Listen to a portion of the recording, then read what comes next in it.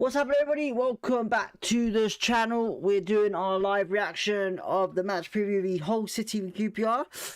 Match day 33, live from Saturday 12:30 p.m. at the MKM Stadium. Hopefully you're having a good day. Hopefully you're having a good evening. Hopefully you're having a great week as well. But we're going to get straight in, well, not straight into it, but we'll get straight into it in a second. Just going to see who comes into the chat. So we've got Nick. Nick's come in. Hi, DB. Hope all is good. I'm all good, mate. Hopefully you're having a great day. Hopefully you're good. Almost there. Almost the end of the week, Nick. Almost there. Almost another live watch along. I'm not going to lie. I'm a bit nervous about this game, especially against Hull City. I got a funny feeling we might get cooked this game. I've got no confidence at the moment in this match. You know, Hull City are in the playoffs. They're doing really well at the moment. Oh my god, this hat is fucking doing my head in. There we go. So yeah, I got no confidence whatsoever in this game. I know it's you know, majority of fans are probably gonna say why, but some of you in the chat can be understandingly why after the recent results. As you can tell by the title, the live stream with Ilias and Jonathan Varane. Think about his brother now. That would be lovely. But yeah, they both have come back obviously last week in training. They've had apparently quite a fair, well, according to what Julian said, not the greatest returns. So they've just had a couple days training this week. I presumed I got told last week they were back in training, not this week. So someone's telling fibs. But they're back, and we'll get into it in a second. But it's not looking great. It isn't. Even with people saying they're returning and stuff like that. But yeah. What's time? Right, cool. We'll get straight into it. Whoever's in the chat, welcome in, and we'll get involved right now. So yes, as you can see, Hull City, we have in the next couple of days. Well, Saturday, 12:30, obviously p.m. kickoff at the MKM Stadium. Referee is Andy Madley. Now, not too sure much about him. I believe we've had him before, but I just can't remember. I'll be honest with you. So yeah, Nick says if we somehow get the draw, it will feel like a win. Well, we'll see what happens on that one. I'm not too confident even with a draw at the moment. So yeah, but yeah, let's get into it. So last time around at home, QPR got the win. I believe it was the 3-2 win on November the 22nd. Very interesting game it was, as if anyone remembers it. Hull City kind of gave it to us, to be honest. It wasn't the best of starts to the first half. Last game against Hull. Joe Geldhart getting a great goal. I think it was the same game as Clark Salter returning to the team as well. So yeah, bit of mistakes there with him and the keeper. I believe it was Ben Hamer that was on the pitch at the time. So yeah, was it a worthy win? Was it very struggling? It was very even. The first half was very even. You know, I would say, looking at what I'm looking at right now with goals from Chair, Dunn and Burrell. Obviously Burrell hasn't returned yet. Goals from Geldhart and Destan for them. Let me mute this quickly, give me a second. There we go. Nick says we may have players back, but it will take time to get match fit and back to their best. Right, so we had very bad possession at home against Hull City. We did really bad possession. We did 42% to 58%, which is really bad at home, especially. I know a lot of people are probably say possession's not really matters, but at home it does. You know, I like to see my team dominate at home, and that's the fact. Now, expected goals wise, we were at 3.2, which was incredible, you know, because we were firing goals. Well, there was goals fired in from both teams, but we were firing them in that second half like nothing. And obviously we had quite an end-to-end first and second half, which was very interesting and very entertaining game of football. Now, what am I expecting for the away fixture? Not great. I'll be honest, I'm very shit in it. I honestly think we may lose. I have to admit, Hull flying high at the moment. They have a very good record at the moment with how they're doing in the table. They are 5th in playoffs. Out of 5 games, they've only lost 1. The loss that they had was recently from Bristol City. And Hull were at home on that one. So at the end of the day, that does give us a bit of confidence in obviously their home form. But looking at results, what they've had, obviously drawing 0-0 at home. They beat Rovers away. They've beaten Swansea at home. They beat Preston away. And the squad, to be honest, is not bad for what this manager's done in Sergey, I think it is. Their squad at the moment, if I go onto seasonal stats, Punder in goals got a 7.5 this season. McNair 6.11. You got Egan with 6.81 with a goal. Hughes 7.16. Goal and assist. Giles, great wing back, has incredible ability. Has probably one of the most assists in this season for the championship with a 6.82. You got Lundstrom and Slater both in the middle doing what they do best, 6.5, 6.9. Coyle with 4 assists on the right wing, 6.9. Geldhart killing it for whole this season, 3 assists, 10 goals, 7.3 rating there. McBurney reviving his career back in the championship with Hull City, 7.2 with 12 goals, 5 assists. And then the talented Joseph, who I think is on loan from Leeds, if I'm not mistaken, or they've brought him in. If it's correct. I'm hoping I'm right on that one. I think it's Matteo Joseph, I'm not sure. But 7 goals, 2 assists, 6.7 rating. Listen, the ratings are not there for him. But listen, look, with this whole squad, there's goals galore. There's assists galore as well. Looking at how I said before in the home game, they're probably going to switch it up a little bit. Because we did give them a challenge at home. At our ground. But the problem is McBurney and Geldhart. They're front 3, which they're playing Geldhart as a centre forward behind them. They got goals galore all in between them. I think it's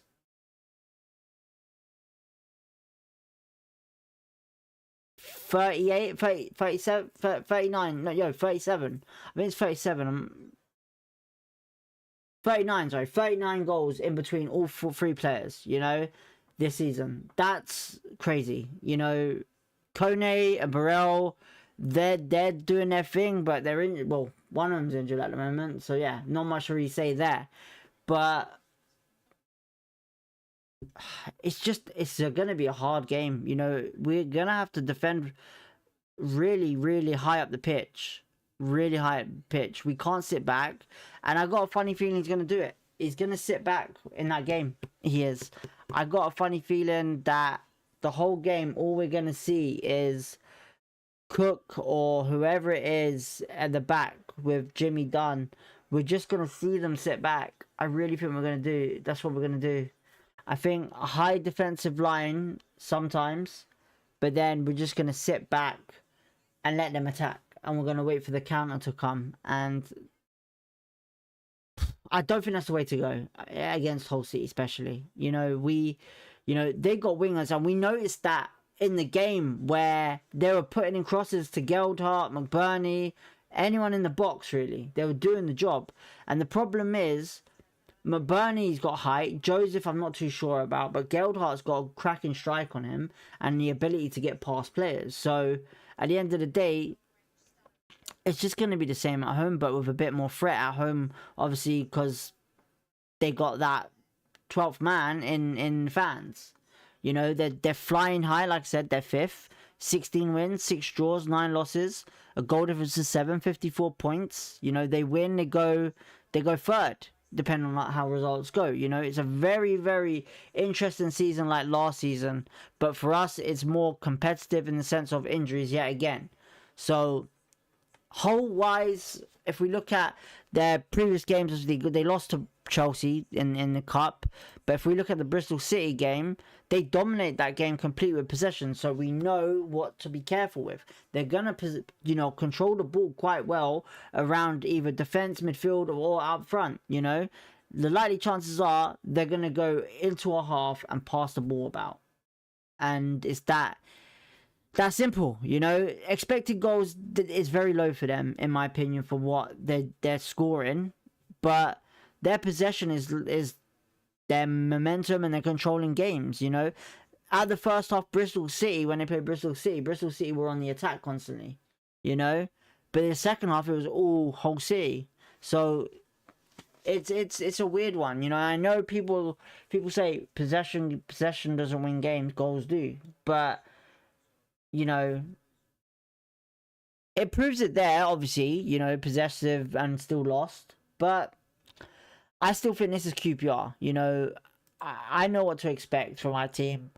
If they surprise me, they surprise me. But, even Watford dominated that game against Hull when they're at home with a 0-0 draw, So, if we had a very good side that could attack a lot, which we do, but unfortunately certain players are injured, he did say in his preview match that Ilias and Varane are back in training, but it doesn't mean they're back in the squad for Friday. For Saturday. He said he's going to assess them. He did say Madsen is likely going to definitely be in the squad, but when it comes down to Ilias and Jonathan Varane, he did say he doesn't know if it's going to happen, but he's going to do tests on them tomorrow to see how it is. And hopefully, fingers crossed, they at least make the bench. That's what I want, at least to make the bench so that they can make a difference if we need them on the second half or something like that. We've lost Dembele now. We haven't got really that many wingers, and we need players back. We're desperate now. So yeah.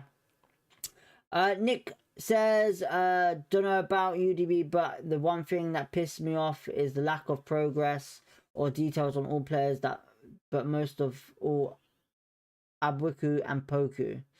Nick also says, McBurney reminds me of Kiefer Moore as a bargain forward that has so much experience and quality. Westwell Loftus.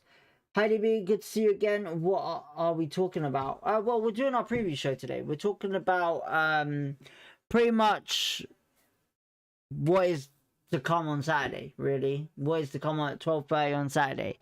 I'm not going to lie. Like I said, I'm bricking it at the moment. I'm not sure if we're going to get this result. Nick said, if we get a draw, I'll count it as a win. I would certainly say yes to that, because I'm not going to underestimate Hull just because of, how we've been against them in previous seasons.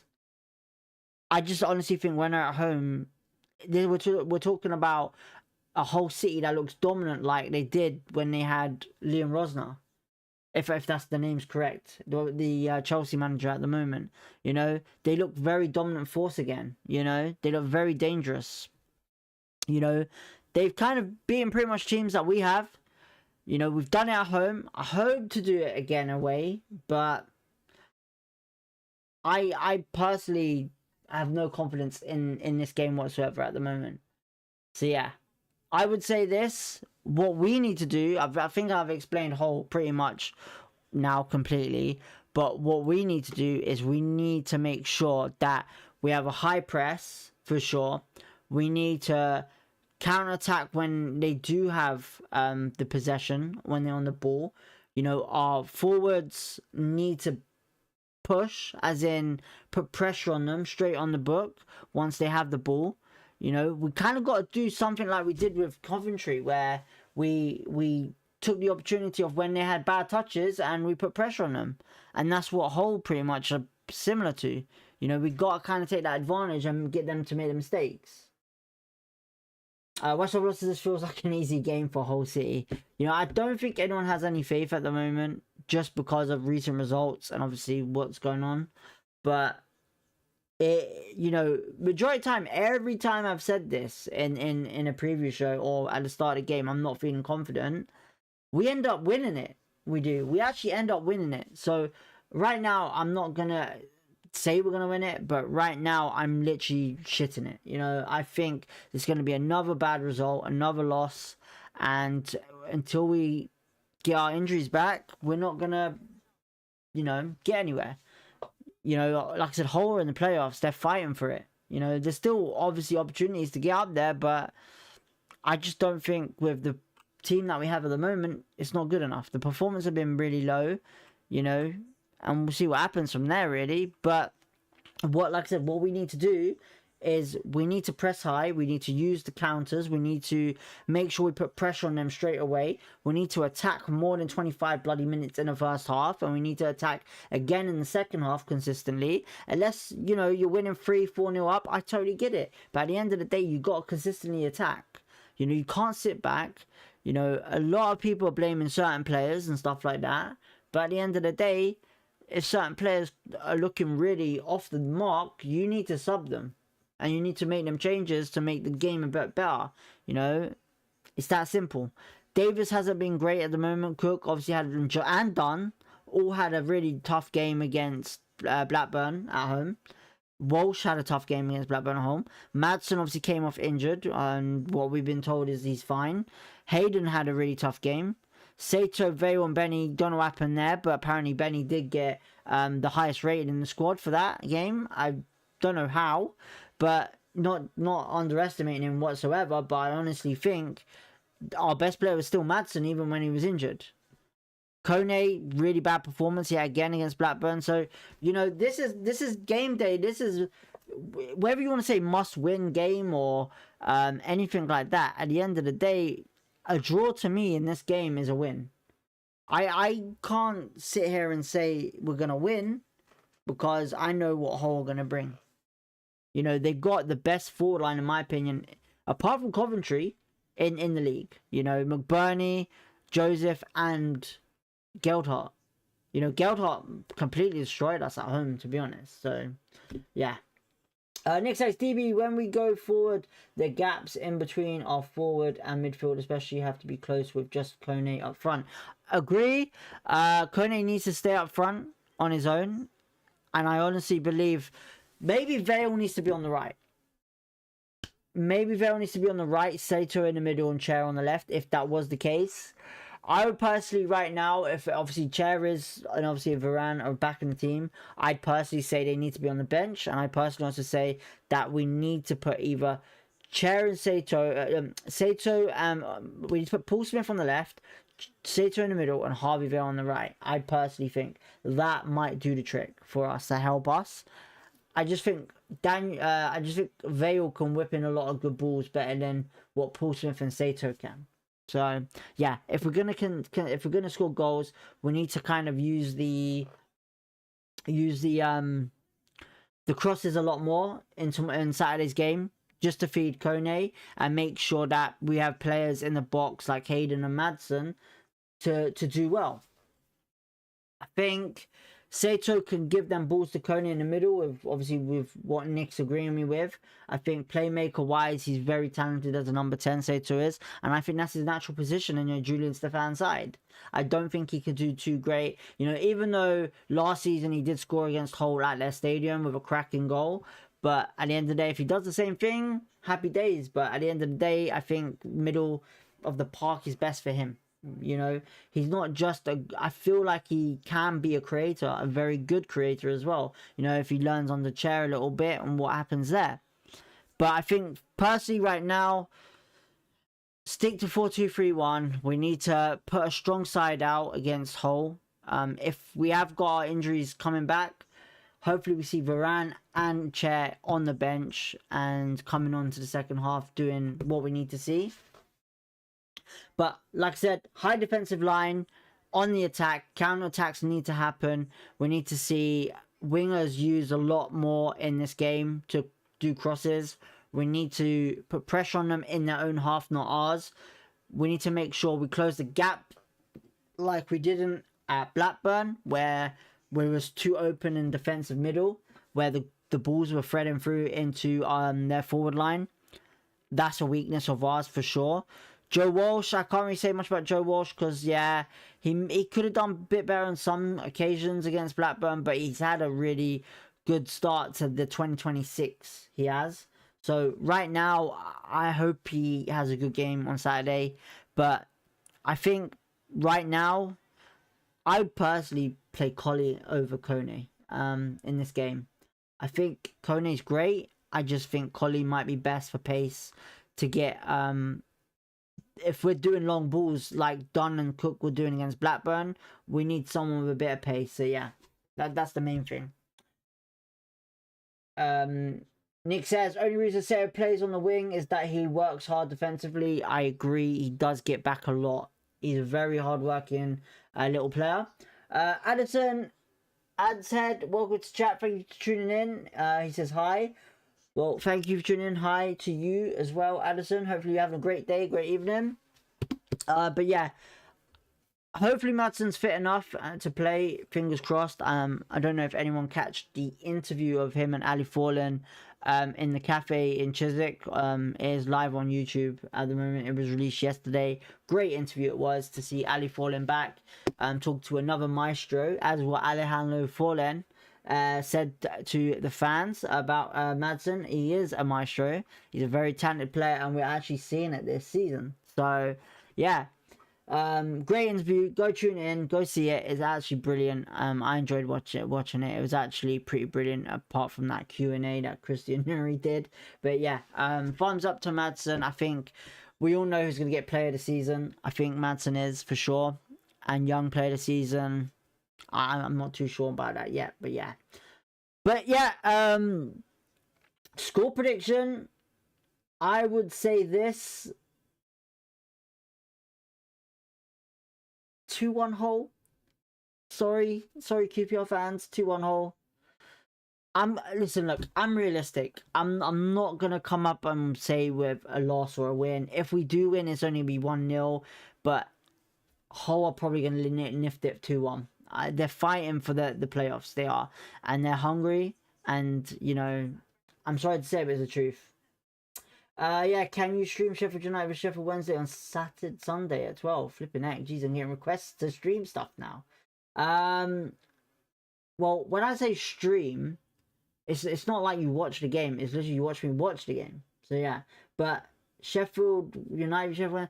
I don't know if we're free. If we're free, I might do it. If we're free, I might do it. As you requested it, I'll see and think about it. Like someone suggested, we should get trapped in an interview. It's hard to get trapped in an interview because he's out of the country. He doesn't live here. Not giving a score prediction. Like I said, I'm sticking with 2-1 Hull. I'm sticking with 2-1 Hull. Realistic prediction. If we win, 1-0. And I honestly believe it'll be a penalty, I reckon. So yeah. But apart from that, stick your comments below on what you think of the score is going to be, and who you think is the players to watch out for Hull. I think right now I'm going with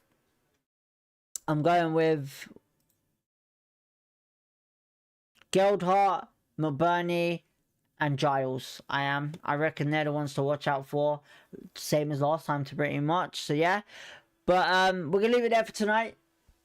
12:30, we'll be back on Saturday. We'll watch along. We'll be tuning in live at 12:15 AM PM. We will be.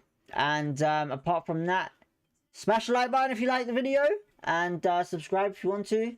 And we'll catch you on Saturday. Hopefully you'll have a good evening. Enjoy the rest of your week at work. And yeah, peace, love, positivity as always.